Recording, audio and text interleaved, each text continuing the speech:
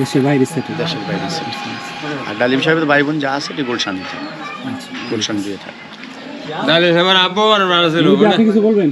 না উনি বাড়ি রং মুশিগালা বাজারে আমরা পাড়া ছিল। মেহমান এই পাড়া আউট করে আর বারে স্কুল এখানে পোস্ট কোয়ার্টার ছিল। পাদা বলতে এই স্কুলটা ছিল পোস্ট কোয়ার্টার। পোস্ট কাটারে ভাই মুশিগালা বাজারে। এইটা পোস্ট কোয়ার্টার ছিল। এই পোস্ট কোয়ার্টার থেকে উড্ডু করে ওনার ভগ্নিপতি শামসুল হক সাহেবের ভগ্নিপতি ডালিম সাহেবের ফুফা ইমান আলী সাহেব। বাংলাদেশের সাংবাদিক ইলিয়াস হুসাইনের পাশাপাশি চ্যানেলটিতে পাকিস্তান থেকে কাজ করবেন সাদিয়া সাত্তার। আসসালামু আলাইকুম প্রিয় দর্শক শ্রোতা, মেজর ডালিম সম্পর্কে তার এলাকার লোকজনেরা কি বললেন, তার গ্রামবাসীরা কি বললেন, এই ভিডিওতে সে সম্পর্কে আপনারা বিস্তারিত দেখতে পারবেন।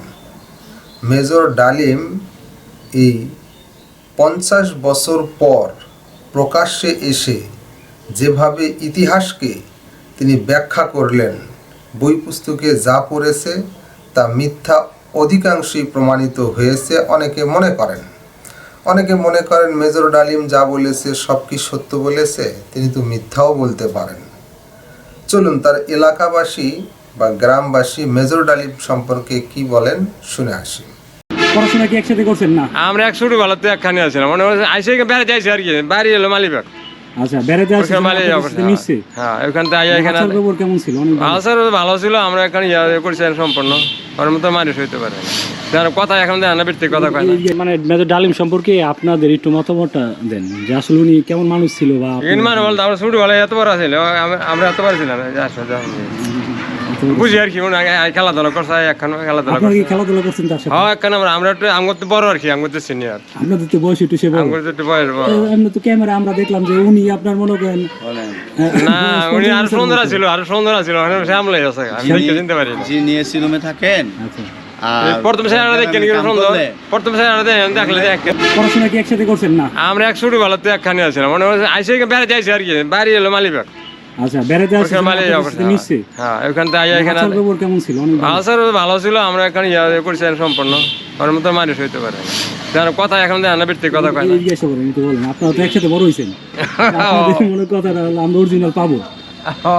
হ্যাঁ বলেন। না, লোক ভালো আসলে এখানে সব লেখাপড়া করছে, মানে বন্ধুর মতো চলছে। মনে হচ্ছে আমাকে আপনি আর কি আপনির ভিতরে হইলো এখানে আইসে খেলাধুলা করছে, বল খেলাইছে, করছে, খেলাধুলা করছে আর কি। পরে যে মনে করেন দেশের যে মনে করেন বড় ধরনের একটা ঘটনা ঘটলো, এরপরে থেকে তো সে না ঘটনার পর আইছিল এখানে, ঘটনার পর এখানে থেকে একদিন ছিল পরের দিন আবার এখান থেকে দেখা হয়েছিল আপনাদের সাথে? হ্যাঁ, আমাদের দেখা হয়েছিল। কি আপনার কি নাম? ওনার আব্বা মারা যাওয়ার পর যে খরচ করে গেছে এটুকু ক্লিয়ার করতে পারবো আমরা ওনার সাথে এদিকে দিয়ে মানে চক বড় বলে আমরা হাইটে গেছি। আপনারা ওই সময় তো গাড়ি রাস্তা ছিল না, হাইটে গেছি। উনি আইবার সময় মানে আগে ওই যে ল্যাঙ্কোজার গাড়িগুলি ছিল, চার চাকার গিয়ারের গাড়িগুলি ছিল, ওই গাড়ি দিয়ে মানে জিপ গাড়ি চক পাতালে ওইটা দিয়ে আসছে। যাওয়ার সময় এলাকার পোলাপান সব মিলে জিলে গেছে। উনি ওর দাদা এলো দেয়া আমার মার হুয়াতে ভাই, আপন হুয়াতে ভাই, আমি বললাম মামা এই হিসাবে আর কি, মাইতে গোষ্ঠী আর গোষ্ঠী একখানে আমরা মাইতে গোষ্ঠী আছিলাম। চান্দুলা শহর বা এলো যে আমাকে মামা। এই যে আপনার অনেক দিন গেল, এই যে আপনার 50 বছর চলে গেল, তাহলে উনি যে দেশে বাইরে মনে করেন আছে, উনি কি আসলে দেশে আসলে কি আপনার খুশি? খুশি না আমরা দেখি তো আমাকে খুশি। কি আপনারা চান যে উনি দেশে আসুক? না দেখলে তো খুশি না, কেন আওয়াজ করছে। আমরা তো কত মায়ের মরি আছে, কত আনার লেগে চেষ্টা করতেছে, কত করে ইয়ে আসছিল, মনে আর কোনো ইয়ে আসছিল না। উনি কি মানে আপনাদের কি নাম ধরে ডাকতো? হ্যাঁ, নাম ধরে ডাকতো। আপনি কি ডাকতেন? আমরা বাইচা ডাকতাম। আমার ভাই মামাতো ভাই। হ্যাঁ, চাচা ডাকতাম। ওনার শারীরিক গঠন অনুযায়ী আপনার মনে করেন কি, আপনার মনে করেন চাচাই ঢাকা লাগবে, ওনা কিন্তু ভাই ঢাকা লাগবে। ওই সময় আমরা ছুটি ছিলাম। আপনার কয় বছরে? আমার মনে হয় যে ইয়ে হয়েছে 68 চলছে এখন বয়স। আপনার 68 আর তার 75। তার বয়স হচ্ছে আপনার 75, আপনার বয়স হচ্ছে 68। কমপক্ষে আপনার 7 বছরের বড় আমরা ওইরকম আর কি। আমি একখানে যাইছি, ঠিক আছে। এখন আপনার ওই স্যার যে মনে হয় মারামারি হইলো, এই গন্ডগোল হলো ওই সময় মনে হয় আমাকে বয়স একটু বেশি আছিল। এই স্যার যে মনে হয় এতদিন পরে লাইভে আসলো, তাদের মানে সত্যি কথাগুলো সবার সামনে বললো, হ্যাঁ এই লাইভটা আপনারা দেখছেন? উনি তো সত্য কথাই বলছে, উনি মনে হয় সত্য ভাবে দেখছে, এখানে ওই খুব লোক ভালো আছে। লাইভ কি আপনারা দেখছেন? হ্যাঁ লাইভ দেখে কি মনে হলো যে মানে লাইভ ঠিক আছে, কথা ঠিক আছে? কথা ঠিক আছে না, কথা ঠিক আছে। ওই আচ্ছা আচ্ছা, কথা উনি মিথ্যা তো কোনো দরকার নেই, তোর মিথ্যা তো কেন, এটা তো মিথ্যা কথা কোনো দরকার পড়ে না। ইসলামিক মাইন্ডেড না? হ্যাঁ অনেকটা ইসলামিক মাইন্ডেড। ইসলাম মানে আছে, উনি মানে বেশি কথা কয় নাই আর বেশি মানুষ ইয়েও করে না, এগুলো ভালো হয় না, বুঝলেন না? ফ্যামিলিটা এই যে 5টা দাদার ঘরে যারা আছে একমাত্র ওরাই দেশে, হ্যাঁ না ওরা সব একমাত্র ওরাই দেশে। আর বাকি সিংহভাগই বিশেষ করে ঢাকাতে বাড়ি, আর আপনার ওনারা বিদেশি আমেরিকায় বেশি, দেশের বাইরে সেটে। দেশের বাইরে ছিল। আর ডালিম সাহেবের ভাই বোন যা আছে এটি গুলশানে থাকে, গুলশান দিয়ে থাকে। দাদি আমার আব্বু আর বাবা ছিল। আপনি কিছু বলবেন? না বুঝলেন? উনি বাড়ি রং এই মুশকিল বাজারে আমরা পাড়া ছিল, মেহমান। এই পাড়া আউট করে আর বারে স্কুল এখানে পোস্ট কোয়ার্টার ছিল, পাদা বলতে এই স্কুলটা ছিল পোস্ট কোয়ার্টার। ফুচকাটার ভাই মুশকিল বাজারে এইটা পোস্ট কোয়ার্টার ছিল। এই পোস্ট কোয়ার্টারটাকে উড্ডু করে ওনার ভগ্নিপতি শামসুল হক সাহেবের ভগ্নিপতি, ডালিম সাহেবের ফুফা ইমান আলী সাহেব, উনি সিআইডির অ্যাডমিনিস্ট্রেটর অফিসার ছিল। উনি এটাকে উদ্যোগ নেয় এবং পাশাপাশি উনি জমিটাও দেয় ওনার ফুফায়। আর শামসুল হক সাহেবের সর্বোচ্চ চেষ্টা দিয়ে 1967-68 সনে এই স্কুলটা এখানে প্রতিষ্ঠিত করে। একটা পোস্ট কোয়ার্টার উঠাইয়া এই স্কুলটা সে একটা নিজে শিক্ষা করতে প্রতিষ্ঠান তৈরি করে। ওনার ভগ্নিপতি জমি দেয় এবং ওনার মেধা, ওনার শ্রম দিয়া উনি সরকারিভাবে অনুদান দিয়ে এই স্কুল তৈরি করে। আচ্ছা, আপনি তো মুরব্বী হিসাবে আছেন, তো উনি আসলে কি মানে রাজনৈতিক মামলা মুক্ত হয়ে উনি দেশে আসুক, এটাই তো আমাদের সবার চাই। এটা আমাদের সবার কাম্য। এবং এইটা করতে গিয়া ডালিম সাহেবকে বাংলাদেশে আনতে যদি কোনো ওয়ে থাকে গভর্নমেন্টের সাথে, কারণ এই গভর্নমেন্ট ওনার একটাই ওয়ে আছে, সেটা হলো এই যে মামলাটা নথিযুক্ত করতে হবে যে এই রায়টাই ছিল অবৈধ।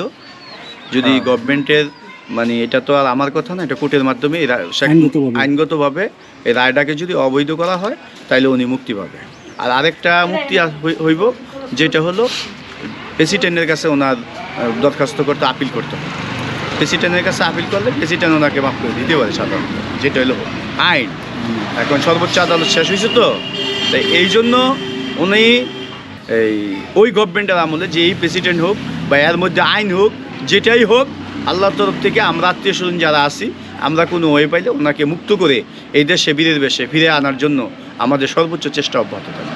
তো সবাই দোয়া করবেন, ভালো থাকেন। আসসালামু আলাইকুম। 5 আগস্ট শেখ হাসিনার পতনের পর তার পক্ষ নিয়ে যেন বাংলাদেশের সঙ্গে একের পর এক বিরূপ আচরণ করে যাচ্ছে ভারত। অন্যদিকে দেশের রাজনৈতিক এই পট পরিবর্তনের সময় ভিসা নীতি থেকে শুরু করে ব্যবসায়িকভাবে বাংলাদেশের পাশে দাঁড়িয়েছে পাকিস্তান।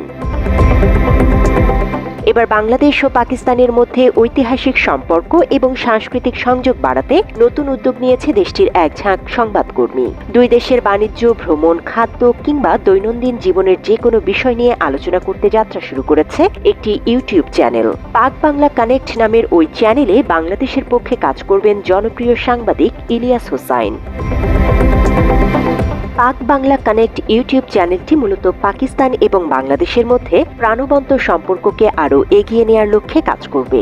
সেই সঙ্গে আধুনিক সহযোগিতা করার পাশাপাশি উভয় দেশের বিভিন্ন গল্পের নানা দিক তুলে ধরবে চ্যানেলটি। সব মিলিয়ে নানা ধরনের অনুপ্রেরণামূলক গল্পের মাধ্যমে আকর্ষণীয় কন্টেন্ট উপস্থাপন করে দুই দেশের বন্ধন দৃঢ় করার প্রত্যয় চ্যানেল সংশ্লিষ্টদের। বাংলাদেশের সাংবাদিক ইলিয়াস হোসাইনের পাশাপাশি চ্যানেলটিতে পাকিস্তান থেকে কাজ করবেন সাদিয়া সাত্তার। সাদিয়া একজন সাংবাদিক, বর্তমানে তিনি রেডিও পাকিস্তানের সঙ্গে কাজ করছেন। এছাড়া এর আগে চায়না মিডিয়া গ্রুপ এবং পিটিভি ওয়ার্ল্ডেও পেশাদার সাংবাদিকতা করেছেন সাদিয়া সাত্তার। সংবাদকর্মী হিসেবে বিভিন্ন ধরনের দক্ষতা আছে সাদিয়া সাত্তারের। একাধারে তিনি সংবাদ পাঠক, উপস্থাপক, বিশ্লেষক এবং কন্টেন্ট ক্রিয়েটর হিসেবে দায়িত্ব পালন করেছেন বিভিন্ন সংবাদ মাধ্যমে। মাত্র 30% টাকায় জমির মালিক হয়ে নতুন বাংলাদেশের গড়ে তোলার স্বপ্ন দেখা বাংলা বসতি। ইতিমধ্যে একটি ভিডিওতে পাক বাংলা কানেক্ট ইউটিউব চ্যানেল নিয়ে বাংলাদেশি দর্শকদের উদ্দেশ্যে বার্তা দিয়েছেন সাদিয়া সাত্তার। ভিডিও বার্তার প্রথম দিকে বাংলাদেশ এবং পাকিস্তানের সুসম্পর্কের কথা উল্লেখ করে ইউটিউব চ্যানেলটির প্রসঙ্গ তুলে ধরেন তিনি। हमारे बांग्लादेशी भाइयों बहनेरा अस्सलामु अलैकुम। मैं हूँ सादिया सत्तार और मेरा ताल्लुक है पाकिस्तान से। बंगाली ज़ुबान पे मुझे बहुत ज़्यादा अबूर तो हासिल नहीं है, लेकिन बांग्लादेश से मोहब्बत बहुत ज़्यादा है। पाकिस्तान और बांग्लादेश की मोहब्बत, दोस्ती, यगानगत और इकट्ठे आगे बढ़ने के ऊपर दिल में ख्वाहिश बहुत ज़्यादा है। इसीलिए मैंने यानी कि सादी सत्तार ने और हमारे साथ इलियास, जिनका ताल्लुक़ है बांग्लादेश से, हम लोगों ने मिलकर फ़ैसला किया कि हम पाक बांग्ला कनेक्ट के नाम से एक जॉइंट वेंचर शुरू करेंगे। এরপর দুই দেশের সাম্প্রতিক পরিস্থিতিও তুলে ধরেন এই সংবাদকর্মী। এ সময় ৫ আগস্ট স্বৈরাচার শেখ হাসিনার পতনের প্রসঙ্গ সামনে নিয়ে আসেন সাদিয়া সাত্তার। শেষ দিকে পাকিস্তান এবং বাংলাদেশের নতুন সেতুবন্ধন হিসেবে পাক বাংলা কানেক্ট ইউটিউব চ্যানেলটি সাবস্ক্রাইব করার অনুরোধ করেন এই সাংবাদিক। हम बात करेंगे तारीख की रोशनी में। हम बात करेंगे वो कौन से अवामिल थे कि पिछले साल अगस्त में हसीना वाजिद की हुकूमत का तख्ता उलट दिया गया। हम बात करेंगे कि वो कौन से अवामिल थे जिसके बाद बांग्लादेश की यूथ को एहसास हुआ कि उनके साथ कितना बड़ा झूठ बोला गया है। हम बात करेंगे कि आगे बढ़ने के लिए पाकिस्तान और बांग्लादेश को किन रास्तों पे चलना चाहिए। तो आप रहिएगा हमारे साथ पाक बांग्ला कनेक्ट में। ज्वाइन करें हमें, सब्सक्राइब करें हमें और हमारे साथ रहें, ताकि हम और आप मिलकर पाकिस्तान और बांग्लादेश की दोस्ती को मज़ीद मजबूत, मुस्तहकम और बेहतर बना सकें। पाक बांग्ला दोस्ती जिंदाबाद। अल्लाह हाफिज़। পাক বাংলা ইউটিউব চ্যানেলের লিংকটি ডেসক্রিপশন বক্সে দেওয়া রয়েছে। দর্শক শ্রোতা, এই বিষয়ে আপনার মতামত চাচ্ছি। কমেন্ট বক্সে আপনার মতামত লিখবেন।